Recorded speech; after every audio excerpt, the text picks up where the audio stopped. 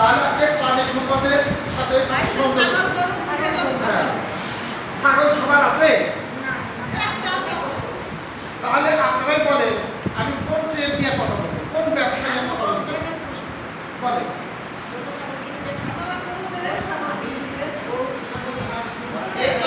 এটা আমাদের চেঞ্জ করতে হবে। কি জানি বসি আমি নিজে কিনবো, আমাদের হাত এরকম করে রাখতে হবে, আমাদের হাত এরকম করতে হবে।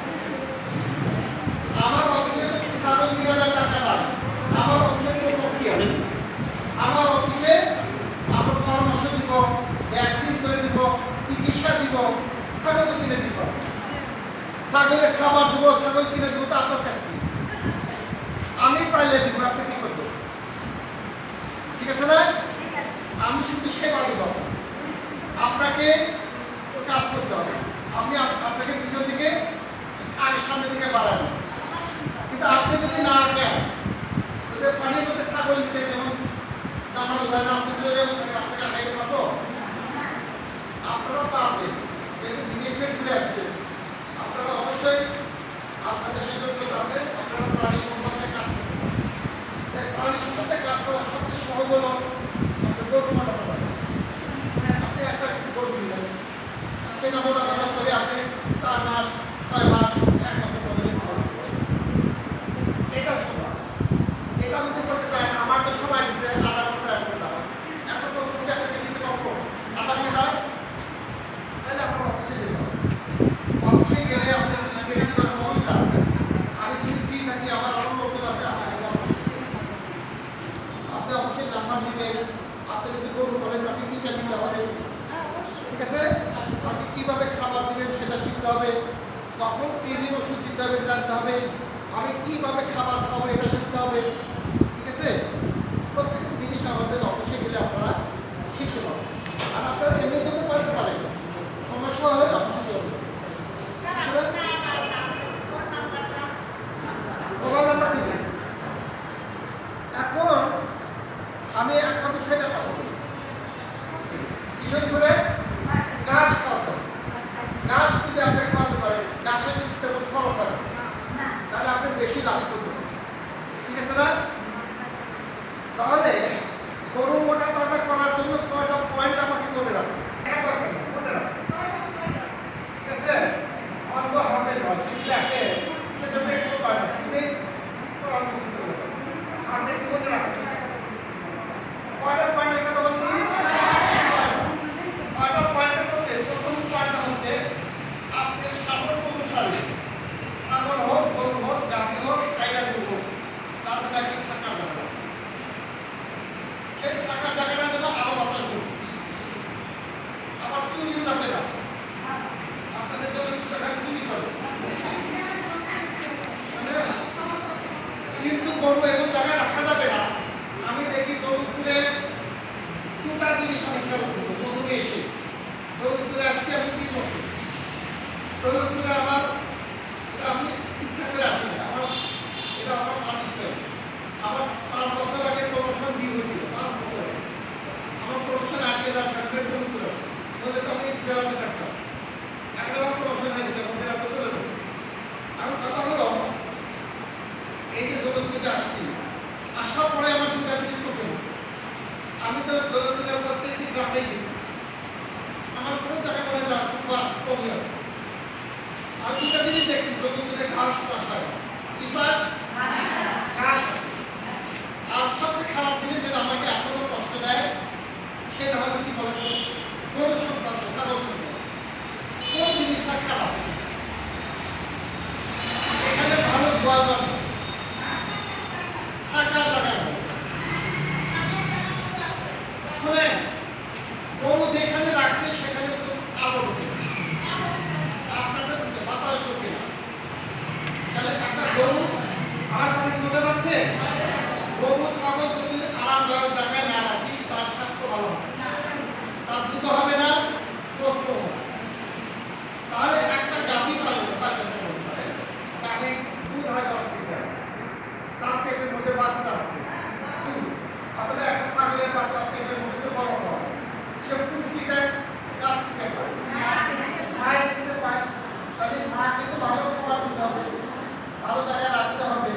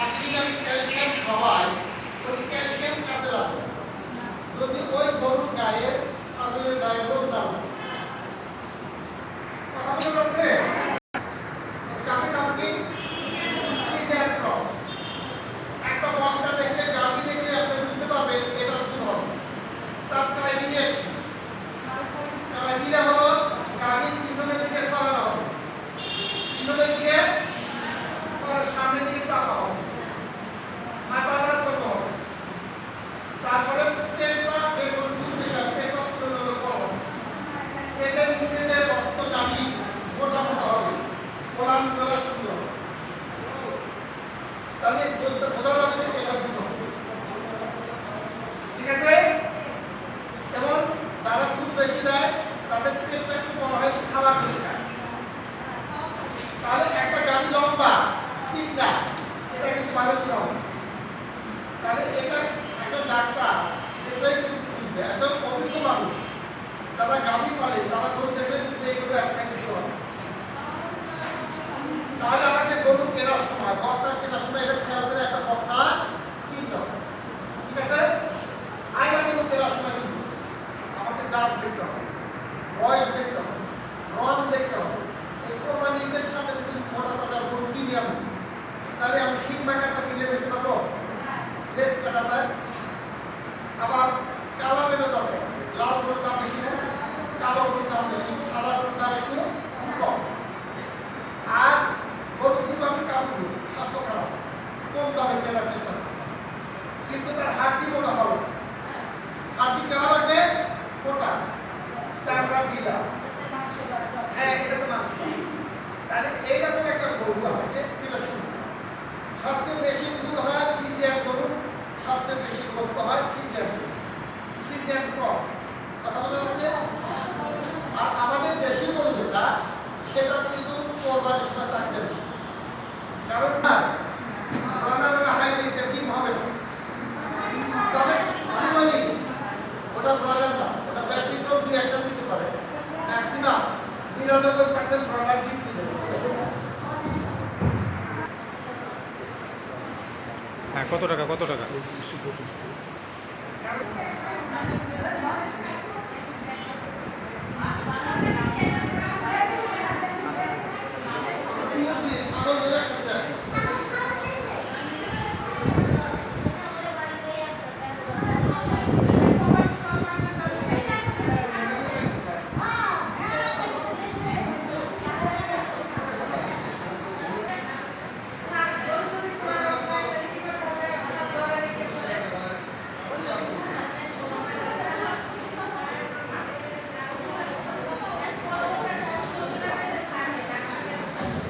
ধন্যবাদ। আমরা একটু সারকে একটু তালি দিই।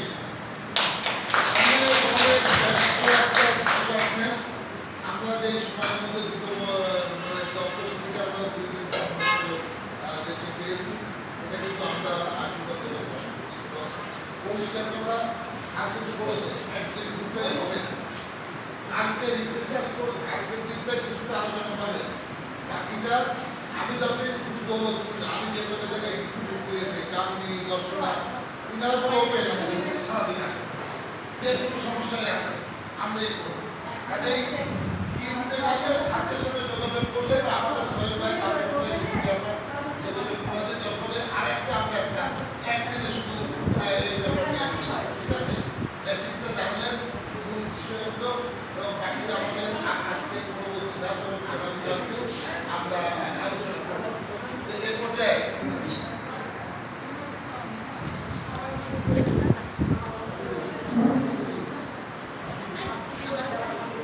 ভিডিও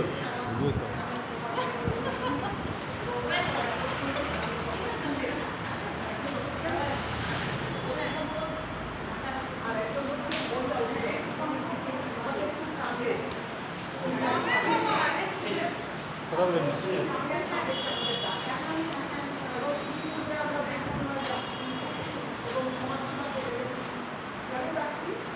এই সমস্ত ডিপার্টমেন্টের সাথে সুযোগ আছে ওনারা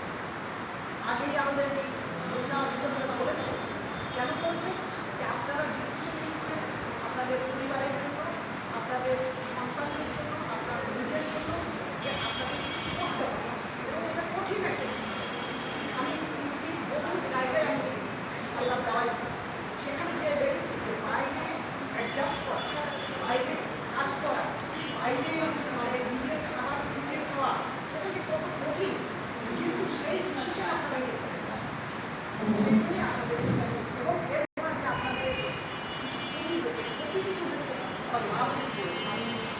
লাভটা কি? লাভটা হচ্ছে যে আপনারা নিজেকে শক্ত করতে পারছেন। ঠিক আছে? অনেকে এয়ারপোর্টই চেনে না। এয়ারপোর্টে কী করে যাবো, এয়ারপোর্টে কীভাবে নামবো, এয়ারপোর্টে কীভাবে আমার লাগেজ নেবো, ইত্যাদি ইত্যাদি। সেই জিনিসগুলো কিন্তু আপনারা পার করে এসছেন। অতএব আপনাদের একটা বিরাট অভিজ্ঞতা আছে, তাই না? অনেক অভিজ্ঞতা আছে। এই অভিজ্ঞতাকে কাজে লাগাচ্ছি। আরেকটি জিনিস যে আমাদের বিশ্ব নবী, আমরা যদি সবাই মুসলমান হয়ে থাকি একভাবে, সেখানে বলা যায় যে বিশ্বনবী কি বলছেন? নবীর শিক্ষা করোনা ভিক্ষা কাজ করে কাজ করে খাওয়ার জন্য বলেছেন। যে ঘটনাটা আমরা সবাই জানতে পারি যে এক লোক এসে তার কাছে ভিক্ষা চাচ্ছে, তিনি বললেন যে তোমার ঘরে কি আছে? তিনি বললেন কিছুই নাই। আবার চিন্তা করো কি আছে? শেষে বললেন যে একটা কম্বল আছে। তো বললেন ওই কম্বলটা বিক্রি করে দিতে হবে এখানে কিনে জঙ্গলে যাও, জঙ্গলে গিয়ে কাঠ কাটো, কাঠ থেকে কী করো? ওটা বাজারে বিক্রি করো, বাজারে বিক্রি করে তুমি নিজেকে দাঁড় করাবে। যেটা ভাই একটু আগে বললেন না যে হাত এরকম করতে হবে না, হাত এরকম করতে হবে। কারণ আমি দিব, মানুষকে দিব, সেটা আপনার মেধা দিয়ে হোক, আপনার শ্রম দিয়ে হোক, আপনার তথ্য দিয়ে হোক, আপনার অর্থ দিয়ে হোক, যেভাবে নিজেকে চিন্তা করতে হবে যে সৃষ্টিকর্তা আমাকে সৃষ্টি করেছেন মানুষ মান এবং হুঁশ দিয়ে। অতএব সেই সম্মান রাখতে হবে। পশুরও কিন্তু অ্যানিমেল আর জীবন, পশুরও জীবন আছে, আমারও জীবন আছে, কিন্তু পশুর কিন্তু আমাদের যে অঙ্গ আছে, বুদ্ধি আছে, বিবেক আছে, এইটা আমাদের এটাই আমাদের সুবিধা। এবং সেই কারণেই বলা হচ্ছে যে নিজের বিবেককে শারীরিক কাজ করতে ওনার জন্য কোন কাজটা তুমি কোন কাজটা পাওয়ার শক্তি আছে, কোন কাজটা সুযোগ আছে, কোন কাজটা সহযোগিতা পাওয়ার ইত্যাদি। এই সহযোগিতা পাওয়ার ক্ষেত্রে আমরা যে জিনিসটা মুক্তি না করছি বিভিন্ন জায়গা থেকে আমাদের অনেক মানুষ আমাদের ঠিক আছে এবং যারা 20 সালের পরে আছে তাদেরকে আমরা নিতে পারছি। আমাদের এই যখন এলাকা করা হয় তখন কিন্তু অনেক আগে থেকে মানুষ চলে এসেছে, তারা এসে পরে আমাদের নাম কিছু করে, কিন্তু যাদের সাথে আমরা কাজ করছি তারা আমাদেরকে বলে যে না ওদেরকে কিছু হবে না, ওদেরকে বাদ দিতে হবে। 20 সালের পরে যারা প্লাস যাদের ডকুমেন্ট সেই ডকুমেন্ট হতে পারে পাসপোর্ট, হতে পারে অন্য কিছু, যেটাই আপনাকে বোঝা যাবে যে আপনি অমক দেশে গিয়েছেন, এই কাজ করেছেন, সেটা তো আপনাদের সবার আছে, কোনো না কোনো প্রমাণ আছে। তো তাহলে আমরা এই কাজগুলো আমাদের তিনি করেনি না, তিনি কিন্তু বলেছেন যে আমরা ওয়েজারটা বোর্ডের সাথে আপনাদের করতে চাচ্ছি কেউ আপনাকে বিক্রি করছে, কেউ ভ্যানে করে তারা যাদেরকে দেখেছে এবং তাদের লেনদেনটা ভালো, সেই সমস্ত সেই পরিষদ তারা কিন্তু তাদেরকে লোন দিচ্ছে। তাহলে এটাও কিন্তু একটা সুযোগ, তাই না? তাহলে বিভিন্ন সরকারি বেসরকারি জায়গা থেকে পাওয়া যায়। প্লাস ওয়েজারম্যান বোর্ড থেকে আমরা 110 জন 110 13,500 টাকা চালিয়ে দেওয়া হয়েছে। এটাও আপনারাও পাবেন, এটা পালা কিনে আসছে, ঠিক আছে? কারণ আপনাদেরকে রেজিস্ট্রেশনটা করানোর পরে আপনি আমাদের এই যে নামুন সাহেব আছেন, সাহেব আছেন, তারপরে নামদিয়া আছে, এদের সাথে যোগাযোগটা করবেন যে এই রেজিস্ট্রেশনটা করতে হলে আপনাদের কী কী করবেন। এই করণীয়টা করতে পারলে ওই টাকাটা আপনারা পাবেন। কারণ যারা ফিরে এসছে তারা কেউ জানতোই না এই টাকাটা তারা পাবে। এবং ওয়েজারম্যান বোর্ড আমাদের তাদের কর্মকর্তারা আমাদের অফিসে আসলেন, বললেন যে আমার এটা খুবই ভালো হয়েছে, কারণ আমরা কখনোই জানতাম না এদের বোর্ড জানি এবং ওই টাকাটা ফেরত যাচ্ছে না, আপনি কিছু করতে পারেন। ঠিক আছে? তাহলে এইটা কিন্তু আপনাদের জন্য একটা সুযোগ। কারণ 13,500 টাকা পেয়ে 5টা মুরগি দিতে পারে, আর না একটা ছাগল দিতে পারে, এরকম করে আপনার কাজটা একটু করতে পারেন। সে কারণে বলা হচ্ছে যে আমরা আমাদের যে দক্ষতা আল্লাহ তাআলা দিয়েছেন সেই দক্ষতাটাকে আরও সামনে করে আমাদেরকে এগোতে হবে। যে চিন্তায় আপনারা বিদেশ গিয়েছিলেন, আপনাদের নিজের সন্তানের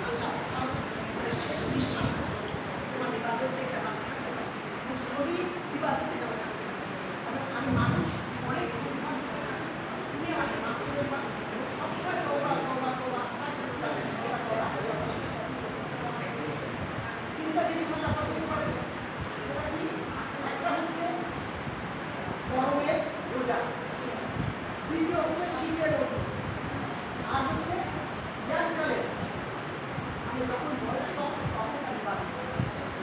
এই তিনটা আল্লাহ তাআলার খুব পছন্দ। আর তিনটা হচ্ছে খুব না পছন্দ। সেই তিনটা কি? একটা হচ্ছে লোভ, আরেকটা হচ্ছে হিংসা, আরেকটা হচ্ছে নিন্দা। মানে লোভ, হিংসা আর হচ্ছে আরেকটা জিনিস, তিনটা জিনিস। ও অহংকার। লোভ, হিংসা আর অহংকার, এই তিনটা আল্লাহ না পছন্দ। তাহলে আমরা কি করবো সেটা? লোভ, হিংসা, অহংকার। অহংকার একমাত্র আল্লাহ। আর সেই অহংকারের চাকরিটা আমরা একটু আনবো এবং আমাদের কিছুই নাই যে আমরা অহংকার করবো। আমাদেরকে সৃষ্টি করেছেন, একটা সময় পর্যন্ত আল্লাহ তাআলা দিয়েছেন, সেই সময়ের পরে আমরা তার কাছে চলে যেতে হবে। এবং দেখেন এদেশে মারা গেলে আমরা বলি ইন্না লিল্লাহি ওয়া ইন্না ইলাইহি রাজিউন, তাই না? কিন্তু ওদেশে দেখলাম বলে আলহামদুলিল্লাহ। তার মানে কি? তার মানেটা হচ্ছে যে আল্লাহ তোমার সৃষ্টি করেছিলেন, নিয়ে গেছে। কিন্তু আমরা হাও হাও করে কান্নায় কাটি, অমুক তমুক, এটা তো নাকি আযাব নয়।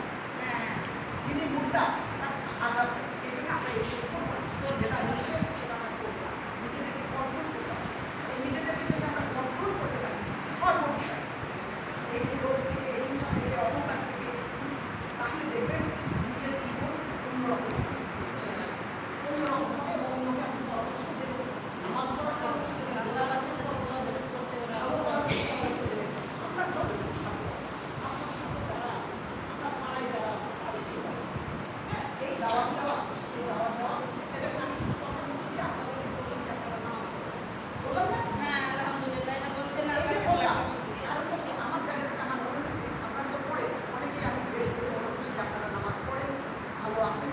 তারপরে আপনারা যাতে এটাতে মানে নিজেকে নিয়োজিত রাখেন। গতকালকে একটা মেয়ের সাথে কথা বলছিলাম, মা নামাজ পড়ছে, সবাই একা পড়ছি, 4 বেলা থেকে 5 বেলা মানে ভোরের দাও ছিল। আপনাকে একটু কষ্ট করে নামাজ পড়তে আবার আপনাকে শুরু করতে। হ্যাঁ, তাহলে দেখবো আপনার কেমন ভালো লাগে। তাহলে আমরা আমাদের পরিসর থেকে যে যার মনে করে আমরা করবো মানুষ, তাই না? তো সবাই ভালো থাকে, যার যে কাজ সেই কাজের মধ্যে থাকে।